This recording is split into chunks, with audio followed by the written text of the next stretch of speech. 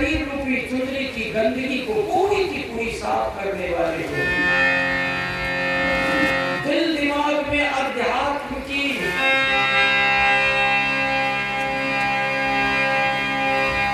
कड़ी को जोड़ने वाले हो। भौतिक जीवन से ऊपर उठने वाले हो।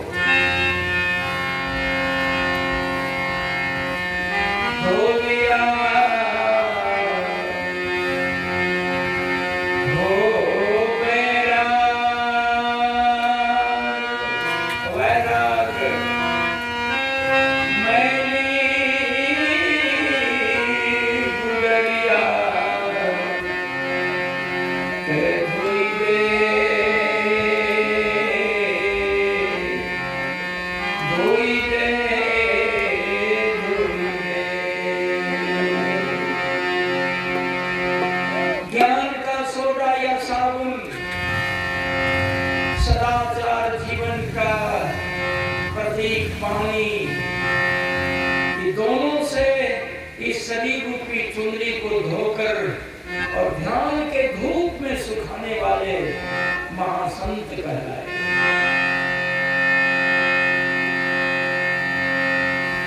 इसीलिए कबीर ने कहा था कि हे बैराग, इस शरीर रूपी चुनरी को धोकर साफ कर दे, ताकि मैं सदगुरु के निकट बैठने लायक बन जाऊं, भगवान के निकट बैठने लायक बन जाऊं, परमात्मा के निकट बैठने लायक बन जाऊं। गुरु से आग्रह किया, कहा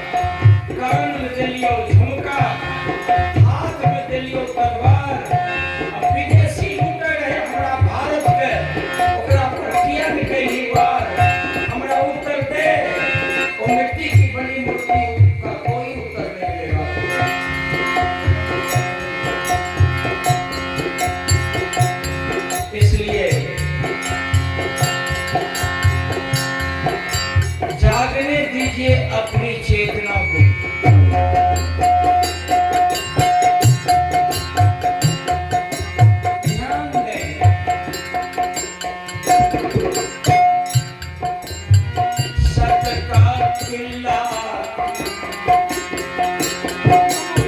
सांस लेना है, धोबी घाट पर जाकर देखो।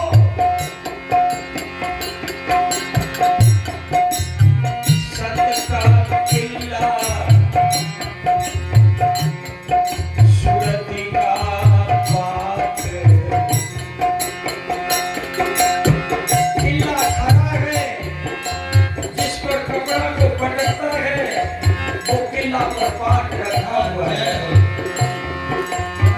सत का किला सूरती का पाट, काया बसे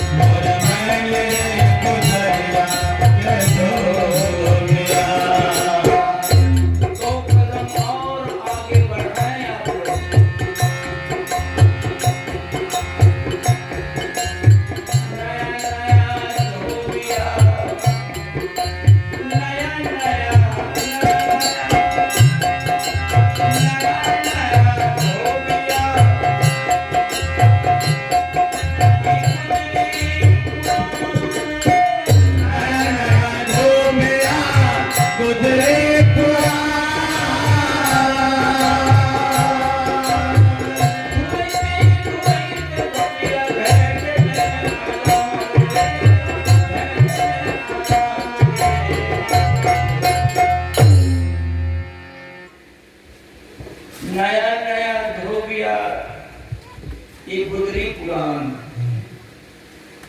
जिंदगी भर किए हुए पाप कर्म को, किए हुए पाप जैसा मैल को धोने के लिए ईंट कंकर पत्थर की बनी हुई मंदिर में जाकर आप घुटना ठेहुनिया मारते हैं, माथा पटकते हैं। वो पाप रूपी मैल कितना धुल रहा है, शायद आपको अंदर से पता होगा। आपकी आत्मा कूर करती होगी कि आप कितना क्या किया, मैं कितना जीवन में क्या किया हूं, और उसका प्रायश्चित समाप्त करने के लिए मैं मंदिर में खड़ा हूं, सुबह शाम उसको धो रहा हूं, लेकिन प्यारे धुलाता नहीं है। लोकशाही व्यवस्था में, सामाजिक व्यवस्था में, इस समाज परिवार के लोगों से जितना छिप करके आप दुष्कर्म करें, लेकिन समाज के एक एक लोगों की नजर एक एक आदमी पर होती है।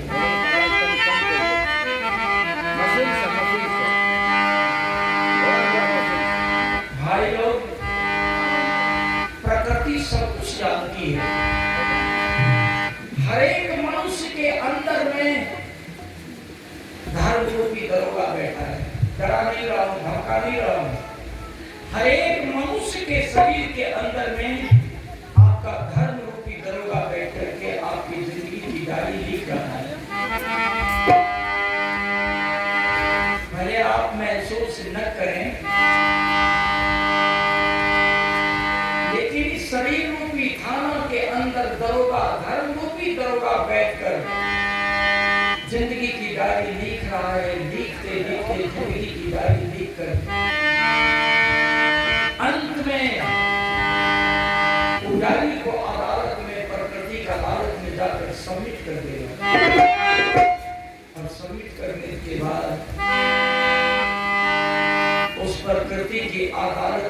क्षमा नाम की कोई चीज नहीं होती प्यारे। इसलिए कहा धुएते धुएते धोबिया बह गए हरान रे, कोई धो नहीं पाए। फिर वहां संत कबीर 621वां साल में प्रवेश कर गए। 621 साल पूर्व कह करके चले गए। कहत कबीर, कबीर कह करके चले गए। कहत कबीर उधोबिया के भाग, कहत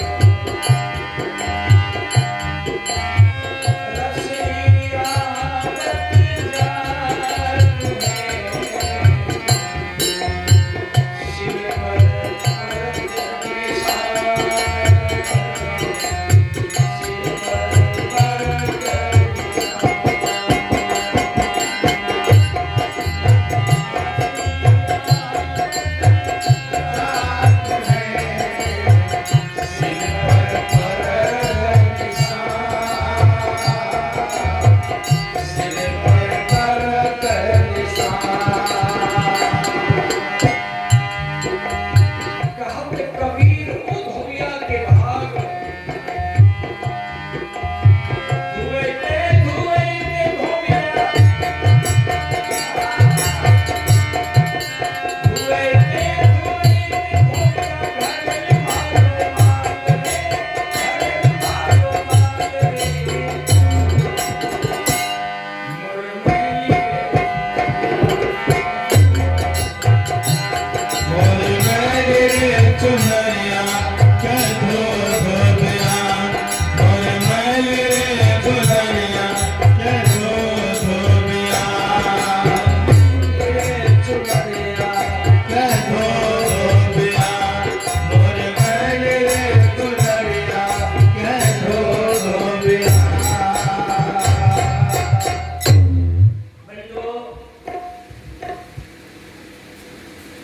हमने बीते रात्रि में पूर्व प्रधानमंत्री स्वर्गीय लाल बहादुर शास्त्री की मां और लाल बहादुर शास्त्री जी की थोड़ी सी चर्चा की।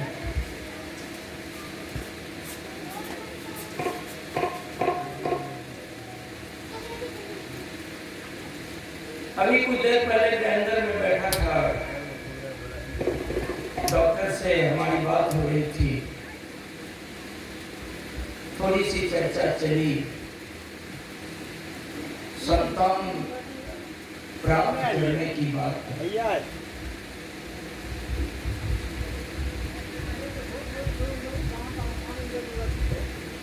भाई बात चली प्रजनन पर। उन्होंने हमसे कहा कि समाज बिगड़ रहा है, बहुत तेजी से परिवार बिगड़ रहा है, पता नहीं चलता है ऐसा क्यों हो रहा है। हमने उनसे दो टूक बात करने की हिम्मत की, और हमने प्रजनन की चर्चा की।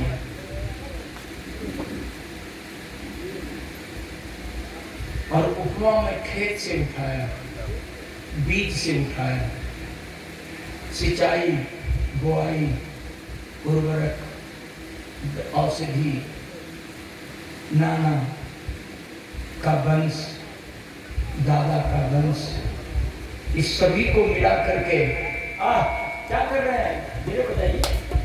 इस सभी को मिला करके मैंने राम की उत्पत्ति की चर्चा की, कृष्ण की उत्पत्ति की चर्चा की, अंधे धृतराष्ट्र की मैं चर्चा की, और गंधार देश से जो लाई गई थी धृतराष्ट्र की पत्नी को, गंधारी को, वहाँ से चर्चा की। और अंत में कहा कि संतान पैदा करने के लिए, परिवार को चलाने के लिए, संबंध बनाने के पहले या संबंध स्थापित करने के समय मनुष्य को बहुत निगरानी करनी पड़ती है कि हमारी माँ जो हमें पैदा की वो किस खानदान की थी, दादा का चरित्र कैसा था, परदादा का चरित्र कैसा था। खेत और मिट्टी की प्रधानता को देखो, कहीं मिट्टी की प्रधानता होती है तो कहीं बीज की प्रधानता होती है। यदि वहां से प्रजनन बिगड़ गया, इस समाज को बिगड़ने से कोई रोक नहीं सकता है। जागिए, जागिए,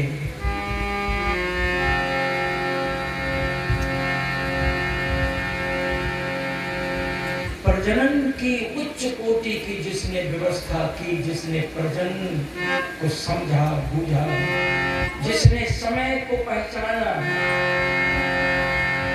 जिसने खेत की मिट्टी और बीज को पहचाना, जिसने समय पर खेत में बीज डाला, बीज का परीक्षण करके उचित समय पर किसान सुबह में उठते हैं तो खेत में घूमते हैं और खेत में बैठकर अपनी उंगली से खेत के मिट्टी को खोदते हैं, खेत की मिट्टी से बात करते हैं किसान, और खेत को परख करके तब उसमें हल देते हैं, जुताई करते हैं, बुआई करते हैं।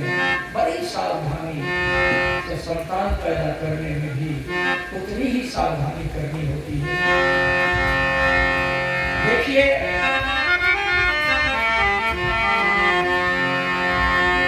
ठीक जिन जिन लोगों का प्रजनन बिगड़ा, उन तमाम लोगों का मटिया मेट हो गया, उसका खानदान विनष्ट हो गया। बेटा की शादी करने के समय, बेटी की शादी करने के समय परखना होगा कि हम किस परिवार की बेटी लाने जा रहे हैं, किस परिवार में बेटी देने जा रहे हैं।